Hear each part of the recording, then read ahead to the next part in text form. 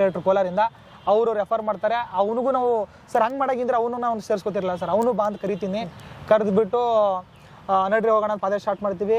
ಉಜಿರೆಯಿಂದ ಧರ್ಮಸ್ಥಳಕ್ಕೆ ಹೋಗೋ ಟೈಮಲ್ಲಿ ನಮಗೆ ಕೇರಳ ಮೀಡಿಯಿಂದ ಬಂದೆಲ್ಲ ಇದು ಮಾಡ್ತಾರೆ, ಎಲ್ಲ ತೊಗೋತಾರೆ. ಹೋಗ್ತಾ ಇರ್ತೀವಿ. ಅದೇ ಧರ್ಮಸ್ಥಳ ರೀಚ್ ಆಗೋ ಟೈಮಲ್ಲಿ ಗೊತ್ತಲ್ಲ, ಮಾಮೂಲಿಯಲ್ಲಿ ಹೋದಾಗ ತುಂಬ ಜನ ಸೇರಿದ್ರು. ನೀವು ಹೋಗೋ ಅಷ್ಟಲ್ಲಿ ಸೇರಿದ್ರೆ ಏನೇನಾಯಿತು? ಸ್ವಲ್ಪ ಬಿಡಿ ಹೇಳ್ಬಿಡಿ. ನನಗೆ ಪೊಲೀಸರು ಬಂದರು ಸರ್, ಬಂದ್ಬಿಟ್ಟು ಈ ಥರ ಎಲ್ಲ ಜನ ಸೇರಿದ್ದಾರೆ, ಹುಷಾರಾಗಿರಿ ಅಂತಂದು ಅವರು ನಮಗೆ ಸೆಕ್ಯೂರಿಟಿಯಿಂದ ಹಿಂದೆ ಅವರೇ ಬರ್ತಾಯಿದ್ರು. ನೀವು ಸ್ಟಾರ್ಟಿಂಗಿಂದನೇ ಪೊಲೀಸರು ನಿಮ್ಮ ಜೊತೆ ಬಂದರು? ಉಜಿರೆಯಿಂದ ಬಂದರು. ಧರ್ಮಸ್ಥಳ ರೀಚ್ ಆಗೋರು ನಮ್ಮ ಜೊತೆನೇ ಇದ್ರು. ಓಕೆ. ಮತ್ತೆ ಮೀಡಿಯಾದವ್ರು ನಮ್ಮ ಫಾಲೋ ಮಾಡ್ತಿದ್ರು. ಆಲ್ರೆಡಿ ಮೀಡಿಯಾದವ್ರಿಗೂ ಗೊತ್ತಿತ್ತು ನೀವು ಬರ್ತೀರಿ ಈ ಟೈಮ್ಗೆ ಅಂತ, ಎಲ್ಲರೂ ರೆಡಿ ಆಗಿದ್ರು. ಓಕೆ. ಅಂದರೆ ಇದನ್ನ ನೋಡಿದ್ರೆ ನಿಮ್ಗೆ ಏನು ಅನ್ಸುತ್ತೆ? ಯಾಕೆ ಈ ಥರ ಹೋರಾಟ ಏನು ಮಾಡಿದ್ರು ಅಂತ? ಅವ್ರ ಪಾಯಿಂಟು ಏನಪ್ಪ ಅಂದರೆ ನಕಲಿ ದೇವಮಾನವ ಯಾರಿಗಂದಿದ್ದು, ಉತ್ತರ ಕೊಡು ಅಂತ ಅಂದಿದ್ದು. ನಾನು ಹೇಳಿದೆ ಸರ್, ನಕಲಿ ದೇವಮಾನವ ಸರ್, ನಮ್ಮ ಫ್ರೆಂಡ್ ಇವಾಗ ನಿಂತವನಲ್ಲ, ಇವನೇ ನಕಲಿ ದೇವಮಾನವ ಸರ್. ಯಾಕೆ ಅಂತ ಕೇಳಿ ನೀವು. ಇವನೇ ಮಾಡ್ತಾನೆ ಅಂದರೆ ಬೆಳಗ್ಗೆ ಎದ್ದೇಳ್ತಾನೆ, ಗಂಧ ಇಟ್ಕೋತಾನೆ, ರುದ್ರಾಕ್ಷಿ ಹಾಕೋತಾನೆ, ಸ್ಫಟಿಕ ಹಾಕೋತಾನೆ, ಎಲ್ಲ ಹಾಕೋತಾನೆ, ಊರಿಗೆಲ್ಲ ಬುದ್ಧಿ ಹೇಳ್ತಾನೆ. ನೈಟ್ ಆದರೆ ಎಣ್ಣೆ ಹೊಡಿತಾನೆ, ಅವ್ರ ಅಪ್ಪ ಅಮ್ಮಂಗೆ ಬೈತಾನೆ. ಇವ್ ನಕಲಿ ದೇವಮಾನವ ನನ್ನ ಪ್ರಕಾರ. ನಾನು ಹೇಳಿದೆ ನನ್ನ ಪ್ರಕಾರ ನಕಲಿ ದೇವಮಾನ ಇವರು. ಹೌದು, ನಿಮ್ಮ ಪ್ರಕಾರ ಯಾರು ಅಂತ ಕೇಳಿದೆ ನಾನು. ಕುಂಬಳಕಾಯಿ ಕಳ್ಳ ಅಂದರೆ ಹೆಗಲು ಮುಡ್ಕೊಂಡ್ರಂತ. ಯಾಕೆ? ಅವ್ರ ಕ್ವಶನ್ ಇದ್ದಿದ್ದು ನಕಲಿ ದೇವಮಾನವ ಯಾರಿಗಂದ್ರಿ? ನಾವು 10 ಜನ ನಿಂತಿರ್ತಾರೆ ಸರ್, ಇವ್ನು ತಪ್ಪು ಮಾಡೋನೇ ಅಂತೀವಿ ಕೈ ಮಾಡಿ. 10 ಜನರಲ್ಲಿ ಯಾರಿಗೆ ಅಂದಿದೆ ಗೊತ್ತಿಲ್ಲ. ಯಾಕೆ ನಾನೇ ಮಾಡಿದ್ದು ಅಂತ ನೀನು ಇದು ಮಾಡ್ಕೋತೀಯಾ? ನನಗೆ ಅಂದೆ ನೀನು ಯಾಕೆ ನಮಗೆ ನನ್ನ ಮೇಲೆ ರೋಪ್ ಮಾಡಕ್ಕೆ ಬರ್ತೀಯಾ, ದಬ್ಬಳೆ ಮಾಡಕ್ಕೆ ಬರ್ತೀಯಾ? ಅಲ್ವಾ ಸರ್? ಖಂಡಿತ ಅಲ್ವಾ ಸರ್? ಅಂದ್ರೆ ಆ ವಿಷಯಕ್ಕೋಸ್ಕರ ಅಷ್ಟೇ ನಿಮ್ಮನ್ನ ತಡೆದಿದ್ದು, ಇದ್ರ ಹೋರಾಟಕ್ಕಲ್ಲ, ಅದಕ್ಕೆ ಸೌಜನ್ಯ ಹೋರಾಟ. ಅದಕ್ಕೂ ಹೌದು. ಅಲ್ಲೊಬ್ಬ ಒಂದು ಮಾತಂದಿದ್ದಾನೆ, ನಾನು ಆ್ಯಕ್ಚುಲಿ ಯಾರ ಹತ್ರ ಶೇರ್ ಮಾಡಿಲ್ಲ. ಹೋಗು ನಿಮ್ಮ ಅಪ್ಪನಿಗೆ ಹೇಳು, ಮಹೇಶ್ ತುಮರೋಡಿ ನಿಮ್ಮ ಅಪ್ಪಂಗೆ ಹೋಗಿ ಹೇಳು ಅಂತಂದ. ಆ ಟೈಮಲ್ಲಿ ನಾನು ಎಲ್ಲೂ ಶೇರ್ ಮಾಡಿಲ್ಲ. ಇದು ಏನಕ್ಕಂತಾರೆ ಸರ್ ಅವರು? ಏನಕ್ಕಂತಾರೆ? ನಿಮಗೆ ನಕಲಿ ದೇವಮಾನವ ಅಂತ ನನ್ನ ಆ ವಿಷಯದಿಂದ ನೀವು ನಮಗೆ ಎಂಟ್ರಿ ಕೊಡ್ತಿಲ್ಲ, ಧರ್ಮಸ್ಥಳ ದರ್ಶನ ಮಾಡಕ್ಕೆ ಕೊಡ್ತಿರಲಿಲ್ಲ ಅಂದರೆ ಇವು ಮಾತ್ರ ಯಾಕೆ ಬರುತ್ತೆ? ಅಂದರೆ ಏನು ಅಂದರೆ ಆ ಜಾಗದಲ್ಲಿ ಇರೋರು ಕೆಲವೊಬ್ರು, ನೀವು ವಿಡಿಯೋಗಳನ್ನು ನೋಡಿದ್ದೀವಿ, ನಾವು 12-13 ವರ್ಷದಿಂದ ನಾವು ಸೌಜನ್ಯಗೆ ನ್ಯಾಯ ಬೇಕು ಅಂತ ನಾವು ಕೇಳ್ತಾ ಇದ್ದೀವಿ ಅಂತ ಸುಳ್ಳು ಹೇಳಿದ್ರು. ಇಲ್ಲ ಸರ್, ಯಾಕೆ ಹೇಳ್ತಾರೆ ಸರ್ ಅವರು? 12-13 ವರ್ಷದಿಂದ ಎಲ್ಲಿ ಹೋರಾಟ ಮಾಡೋರು ಅಂತ ಎಲ್ಲಿ ಮಾಡಿದ್ದಾರೆ ಸರ್ ಅವರು?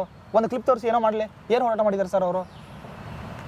ಅಂದರೆ ಅಲ್ಲಿ ಬಂದವರು ಸೌಜನ್ಯ ಹೋರಾಟಗಾರರು ಅಥವಾ ಧರ್ಮಸ್ಥಳನ ಚೆನ್ನಾಗಿ ಇಟ್ಕೋಬೇಕು ಅನ್ನೋರಲ್ಲ, ಅಂದರೆ ಹೆಸರು ಕೆಡಿಸ್ಬೇಕು ಅನ್ನೋರಲ್ಲ ನಿಮ್ಮ ಪ್ರಕಾರ? ಹೌದು. ಅವರು ಸರ್, ನಾನು ಅದು ಕ್ಲಾರಿಟಿ ಕೊಟ್ಟೆ ಸರ್. ನಾವು ಧರ್ಮಸ್ಥಳಕ್ಕೆ, ನಾವು ಮಂಜುನಾಥ ಸ್ವಾಮಿಗೆ ಧರ್ಮಸ್ಥಳಕ್ಕೆ ಏನು ಅಂತಿಲ್ಲ. ಅದು ಪುಣ್ಯಕ್ಷೇತ್ರ. ಆ ಪುಣ್ಯಕ್ಷೇತ್ರ ಮೇಲೆ ಒಂದು ಕಳಂಕ ಬಂದಿದೆ. ಆ ಕಳಂಕ ದೂರ ಮಾಡಬೇಕಂದ್ರೆ ಯಾರು ಆನ್ಸರ್ ಕೊಡಬೇಕು? ಧರ್ಮಸ್ಥಳ ಮ್ಯಾನೇಜ್ಮೆಂಟೇ ಕೊಡಬೇಕಲ್ವೋ?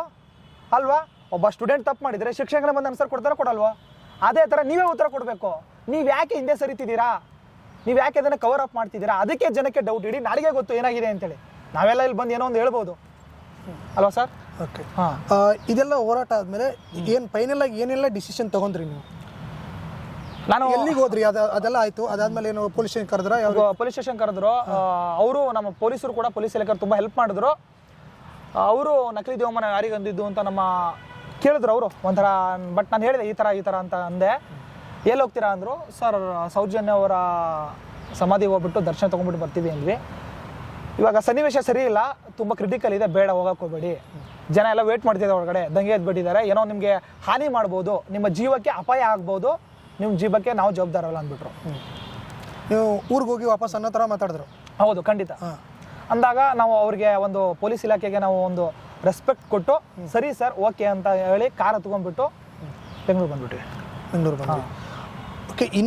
ಮತ್ತೊಂದು ಸತಿ ಈಗ ನಿಮ್ಮ ವಿರುದ್ಧ ವಿಡಿಯೋ ಮಾಡೋರಿಗೆ ಅಥವಾ ಹೇಳೋರಿಗೆ ಒಂದು ಕ್ಲಾರಿಫಿಕೇಶನ್ ಕೊಡ್ತೀರಾ? ನೀವು ಏನೋ ಬೈತೀರಾ ಫಸ್ಟ್ ಆಫ್ ಆಲ್, ಬೈದು ನಿಮ್ಮ ಜೊತೆ ಇನ್ನೊಬ್ರು ಇರ್ತಾರೆ, ನರ ಇಲ್ದಾರ ರಾಮರ್ದಾನ್ ಬೈತೀನಿ. ಅಪ್ಪಂಗೆ ಹುಟ್ಟಿದ್ರೆ ಗಂಡಸಾಗಿದ್ದಾರೆ ಬಾ ಅಂತ ಹೇಳ್ತೀನಿ. ಇವೆಲ್ಲ ಮಾತಾಡಿದ್ದೀನಿ ನಾನು, ಅಂದಿದೆ. ಅವರು ನಮ್ಮನ್ನ ತುಂಬ ಬೈಕೊಂಡಿದ್ದಾರೆ, ನಾವು ಬೈಕೊಂಡಿದ್ವಿ, ಅದರಲ್ಲಿ ಏನು ತಪ್ಪಿಲ್ಲ.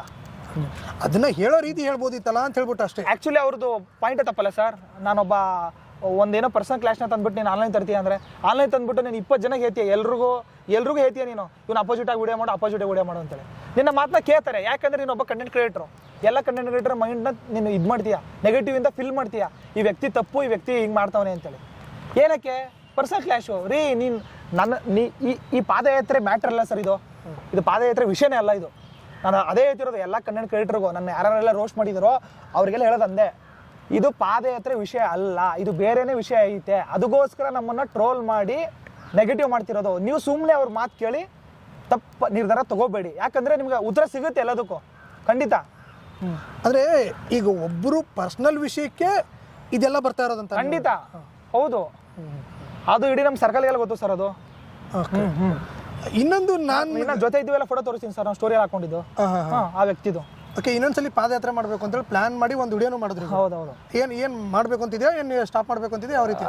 ಏನ್ ಸರ್ ಸಪೋರ್ಟೇ ಮಾಡ್ತಿಲ್ಲ ಜನ, ತುಂಬಾ ನೆಗೆಟಿವ್ ಆಗಿ ಮಾತಾಡ್ತಿದ್ದಾರೆ. ಒಬ್ಬ ವ್ಯಕ್ತಿ ಏನೇ ಮಾಡಲಿ, ಆಯ್ತಪ್ಪ ನಾನು ಲೈಕು ವ್ಯೂಸು ಫಾಲೋಸ್ಗೋಸ್ಕರ ಮಾಡ್ತಿದ್ದೀನಾ, ರೋಡಿಗೆ ಇದ್ದೀನೋ ಇಲ್ವಾ ಸರ್, ಪಾದಯಾತ್ರೆ ಮಾಡ್ತಿದ್ದೀನೋ ಇಲ್ವೋ, 1000 ಜನ ನೋಡ್ತಾವ್ರೋ ಇಲ್ವೋ, ಅದೊಂದು ಒಳ್ಳೆ ಕಾಸ್ ಅಲ್ವೋ. ನಾನು ನೋಡ್ಬಿಟ್ಟು ಎಷ್ಟೋ ಉತ್ತರ ಕರ್ನಾಟಕ ಜನ ಪಾದಯಾತ್ರೆ ಮಾಡಿದ್ರು. ಉತ್ತರ ಕನ್ನಡದ ಒಂದು ಒಳ್ಳೆ ಮೂವ್ ಅಲ್ವಾ ಸರ್ ಇದು? ಒಂದು ಒಳ್ಳೆ ಮೂವ್ ಇದ್ದಾಗ ಜನರ ಮನಸ್ಸಲ್ಲಿ ಒಂದು ಕಿಚ್ಚು ಎದ್ದೇಳುತ್ತೋ ಇಲ್ವೋ? ಎದ್ದಾಗ ಒಂದು ಪರಿಸರ, ನಮ್ಮ ವಾತಾವರಣ ಚೇಂಜ್ ಆಗ್ಬಿಡುತ್ತೆ, ನ್ಯಾಯದ ಪರ ಹೋಗ್ತಾ ಇರುತ್ತೆ ಅಂದಾಗ ಬಿಡಿ, ಫ್ರೀ ಆಗಿ ಸಪೋರ್ಟ್ ಮಾಡಿ. ಏನಕ್ಕೆ ಹೇಟ್ ಮಾಡ್ತಿದ್ರೆ ಅರ್ಥ ಆಗ್ತಿಲ್ಲ ನನಗೆ.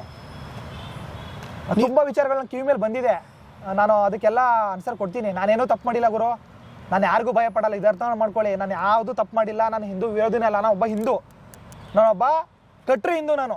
ನಾನು ಸುತ್ತಾಡಿರೋ ದೇವಸ್ಥಾನನೇ ಇಲ್ಲ, ಎಲ್ಲ ದೇವಸ್ಥಾನ ಸುತ್ತಾಡಿದ್ದೀನಿ, ನಾನು ಎಲ್ಲ ದೇವಸ್ಥಾನಕ್ಕೆ ಹೋಗಿದ್ದೀನಿ, ಧರ್ಮಸ್ಥಳ ಎಷ್ಟೋ ವಿಸಿಟ್ ಮಾಡಿದ್ದೀನಿ. ಯಾಕೆ ವಿಷಯನೇ ತೆಗೆದುಬಿಟ್ಟು ಒಳ್ಳೆ ಇದ್ರ ಥರ ತೋರಿಸ್ತೀರಾ ನೀವು?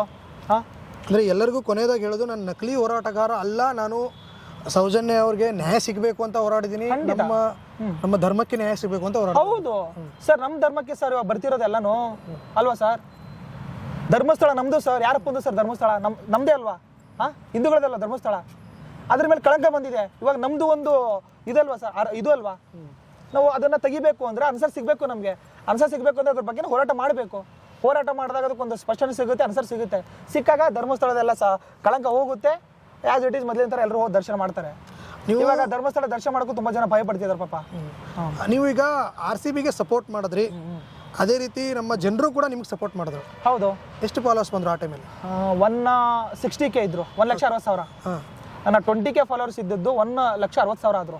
ಸಡನ್ ಆಗಿ 1,40,000 ಫಾಲೋವರ್ಸ್ ನಂಗೆ ಸಪೋರ್ಟ್ ಮಾಡಿದ್ದು ಆ ಟೈಮಲ್ಲಿ. ಓಕೆ, ಧರ್ಮಸ್ಥಳ ಹೋಗೋವರೆಗೂ ಕೂಡ ತುಂಬ ಚೆನ್ನಾಗಿತ್ತು. ಹೌದು. ಬಟ್ ಹೋಗಿ ಬಂದಮೇಲೆ ಫಾಲೋವರ್ಸ್ ಡಿಕ್ರೀಸ್ ಆಗ್ತಾರೆ. ಹಾಂ ಹೌದು, 4,000 ಆಗಿದೆ ಸರ್. 4,000 ಡಿಕ್ರೀಸ್ ಆಗಿದ್ದಾರೆ. 4,000 ಏನಕ್ಕೆ ಗೊತ್ತಿಲ್ಲ. ಅವರು ಯಾವುದೋ ಒಬ್ಬ ವ್ಯಕ್ತಿ ಹೇಳ್ತಾನೆ ಅಂತೇಳಿ ಅವ್ನಿಗೆ ತಲೆ ಕೊಟ್ಬಿಟ್ಟು ಅವ್ನು ಹೇಳಿದ್ದೆಲ್ಲ ನಂಬ್ತಿದ್ದಾರೆ, ಅದಕ್ಕೆ ಅನ್ಫಾಲೋ ಹೊಡ್ತಿದ್ದಾರೆ. ನನ್ನ ಪ್ರೀತಿಸೋ ಜನ ಫಾಲೋ ಮಾಡ್ತಿದಾರಲ್ಲ ಸರ್, 2,18,000 ಇನ್ನೂ ಫಾಲೋ ಆಯ್ತಲ್ಲ. ಹೌದು. ನನ್ನ ಯಾರು ಪ್ರೀತಿಸ್ತಾರೆ, ಬೆಂಬಲಿಸ್ತಾರೆ, ಅವರು ನಮ್ಮ ಮನಸ್ಸಲ್ಲಿ ಇದ್ದೇ ಇರ್ತಾರೆ, ಸಪೋರ್ಟ್ ಮಾಡೇ ಮಾಡ್ತಾರೆ ಇವತ್ತಿಗೂ ಕೂಡ. ಕೊನೆಯದಾಗಿ ಇದೆಲ್ಲ ಮತ್ತೆ ಇನ್ನೊಂದು ವಿಷಯ ಹೇಳ್ಬಿಡ್ತೀನಿ ನಾನು, ಅಪ್ಪ ಈ ಸೌಜನ್ಯನ ಹೆಸರು ಇಟ್ಕೊಂಡು ಸಿಂಪತಿ ತೋರಿಸಿ ಯಾರೆಲ್ಲ ಫಾಲೋ ಮಾಡಿದ್ದಾರೆ ನನಗೆ ದಯವಿಟ್ಟು ಅನ್ಫಾಲೋ ಹೊಡೆದು ಬಿಡಿ. ಬೇಕಾಗಿಲ್ಲ ನಿಮ್ಮ ಋಣ ನನಗೆ, ದಯವಿಟ್ಟು ಅನ್ಫಾಲೋ ಹೊಡಿಯಿರಿ. ಅದು 20,000 ಆಗಲಿ 30,000 ಆಗಲಿ ಅನ್ಫಾಲೋ ಹೊಡೆದು ಬಿಡಿ. ನನ್ನ ಖುಷಿ ಐತೆ, ನನಗೆ ಟ್ಯಾಲೆಂಟ್ ಐತೆ, ಇನ್ನೊಂದೇನೋ ಕಂಟೆಂಟ್ ಮಾಡ್ತೀನಿ, ಏನೋ ಮಾಡ್ತೀನಿ ನಾನು. ಬೇಡ, ಆ ಸಿಂಪತಿ ಬೇಡ ನನಗೆ, ಸಿಂಪತಿಗೆ ಫಾಲೋಸ್ ಬೇಡ ನನಗೆ ಖಂಡಿತ ಬೇಡ ಸರ್. ಯಾರಿಗೆ ಬೇಕು ಸರ್ ಆ ಋಣ? ಯಾರಿಗೆ ಬೇಕು?